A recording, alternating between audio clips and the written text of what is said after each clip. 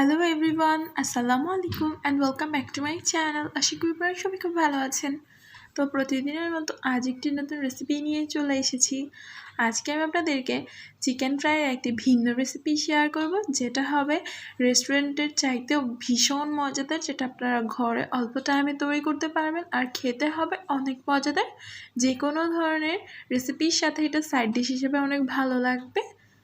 তো চলুন কথা না বাড়িয়ে আজকের রেসিপিটা দেখে নিই আর ঝটপট এভাবেই চিকেন ফ্রাই করে মেহমানদের মন জয় করে নিই।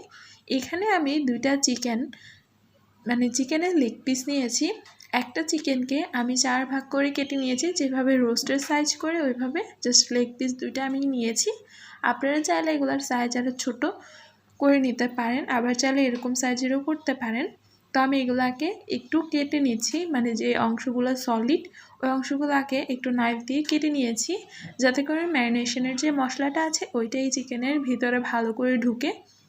এখানে আমি ম্যারিনেশনের জন্য একটা বোলের মধ্যে স্বাদ মতো লবণ, 1 টেবিল চামচ পরিমাণ লাল মরিচের গুঁড়া, 1/2 টেবিল চামচ পরিমাণ হলুদের গুঁড়া, 1/2 টেবিল চামচ পরিমাণ ধনিয়া আর জিরার গুঁড়া, 1/2 চা চামচ পরিমাণ গোলমরিচের গুঁড়া, 1 চা চামচ পরিমাণ মিক্সড হার্ব, আরও 1/2 চামচ পরিমাণ লাল মরিচের গুঁড়া, আদা রসুন বাটা দিয়েছি আমি এখানে 1 টেবিল চামচ করে। এখানে আমি সয়া সস দিয়েছি 1 টেবিল চামচ, আর এখানে 1.5 টেবিল চামচের মতো আমি দিয়ে দিয়েছি লেবুর রস। এখানে আপনারা চাইলে ভিনেগারটা ব্যবহার করতে পারেন, কিন্তু আমি লেবুর রসটা দিলাম। এখানে আমি 1 চা চামচ পরিমাণ মধু দিয়ে দিয়েছি, আপনারা চাইলে চিনিটাও ব্যবহার করতে পারেন।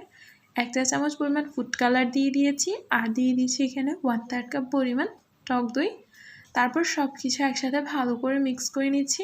আপনারা চাইলে মশলার পরিমাণটা কিন্তু আপনাদের স্বাদ অনুযায়ী বাড়িয়ে কমিয়ে নিতে পারবেন।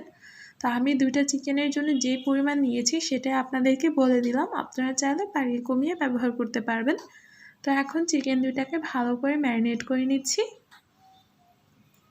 আর অবশ্যই ম্যারিনেশনটা ভালো করে করতে হবে। ম্যারিনেশনটা ভালো করে করলে কিন্তু মশলাটা ভালো করে ঢুকবে। তারপর যখন চিকেনটা আমরা ভাজবো, তারপর এটা খেতে অনেক ভালো লাগবে, অনেক জুসি থাকবে ভিতর থেকে। তো এটাকে আমি ম্যারিনেট করার পর 1 ঘন্টার মতো রেস্টে রেখে দিব নর্মাল ফ্রিজে।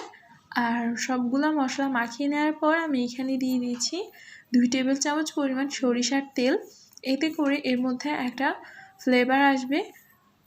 আর তেলটা যদি আগে দিতে চান তাহলে কিন্তু মশলাগুলো চিকেনের গায়ে ভালো করে লাগবে না, তাই অবশ্যই সবগুলো মশলা একসাথে মাখিয়ে নেওয়ার পর তারপর এখানে তেলটা অ্যাড করবেন।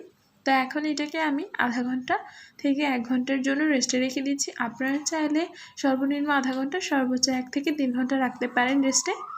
তো 1 ঘন্টা পর আমি এগুলোকে ভাজার জন্য ডুবো তেলে দিয়ে দিয়েছি।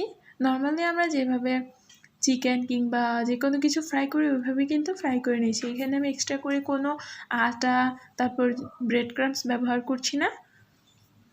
তো এপিট ওপিট উল্টে পাল্টে এটাকে আমি ভেজে নিচ্ছি 10 থেকে 15 মিনিট টাইম নিয়ে। চুলার জাল মিডিয়াম টু হাইতে রেখে উপরের কালারটা চেঞ্জ হওয়া পর্যন্ত আর ভিতর থেকে কুক হয়ে যাওয়া পর্যন্ত। তো উপর থেকে কালারটা যখন এরকম চলে এসেছে তখন আমি এক্সট্রা তেলটা ঝরিয়ে দুইটা চিকেনই উঠিয়ে নিচ্ছি। আর এটা তৈরি করতে যেরকম ইজি, খেতে কিন্তু অনেক মজাদার। আপনারা চাইলে ভুনা খিচুড়ি, পোলাও, তারপর বিরিয়ানি কিংবা যে কোনো কিছুর সাথে এটা রাখতে পারেন। আবার চাইলে নান, রুটি, লাচ্ছা পরোটা যে কোনো কিছুর সাথে সার্ভ করতে পারেন, খেতে অনেক মজা লাগবে। এখন যেহেতু ঈদের সিজন, বাসায় কিন্তু অনেক মেহমান থাকবে। তো আপনারা চাইলে বিকালের নাস্তায় কিংবা দুপুরের ভারী খাবারের সাথে এটা সার্ভ করতে পারেন, খেতে অনেক মজাদার হয়েছিল। তো আশা করি সকলের কাছে আমার আজকের এই ছোট্ট রেসিপিটা অনেক ভালো লেগেছে। কেমন হয়েছে কমেন্ট করে জানাবেন। সকলের সুস্থতা কামনা করে আজকে আমি আপনাদের কাছ থেকে এখানেই বিদায় নিয়ে নিচ্ছি। সবাই ভালো থাকবেন, আমার জন্য দোয়া করবেন। আল্লাহ হাফেজ।